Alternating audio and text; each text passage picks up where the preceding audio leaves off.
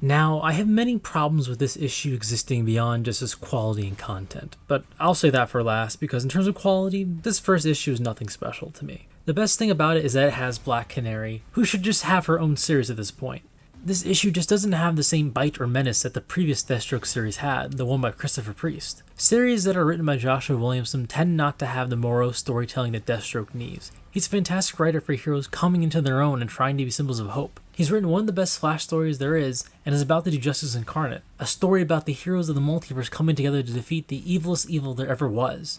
So why is he writing Deathstroke? This series is one of those that tries to paint him as a badass anti-hero rather than an entertaining villain. While I'm sure that will appeal to a lot of people, it really turns me off and kind of disgusts me. There are a lot of tropes this series could have used for his premise to establish Deathstroke's new status quo. I would have much preferred that he was being blackmailed or had a death wish rather than him wanting to be there for a family he's been nothing but the worst to. This issue isn't terrible. Not at all. It's just not a good Deathstroke story, nor an appropriate one. This feels like a Black Canary story with the espionage, the disguises, and the spy work that could fit right at home in Chuck Dixon's original Birds of Prey series. Sadly, Deathstroke comes in to both interrupt and ruin that fun dynamic. The action we get isn't bad, and the motives of this new organization they work for is interesting, but this series feels made in poor taste. Let me explain that. First and foremost, Black Canary deserves her own title. She should be more than a secondary character to Deathstroke. Secondly, Deathstroke should not be made a hero. Ever, not even an anti-hero.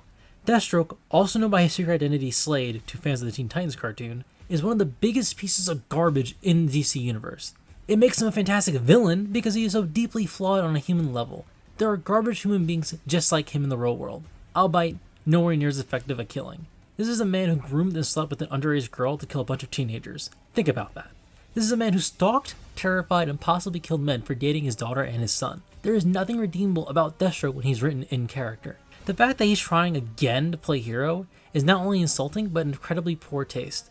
It's only made worse by the other history of the DC Universe, cementing what a garbage human being he is. A comic book about Deathstroke should never be about him trying to seriously be a hero and justify his poor behavior. Sadly, that's what this first issue seems to want to do, and I only hope it stops. Do you think Deathstroke works as an anti-hero, or should he just stick to being a villain?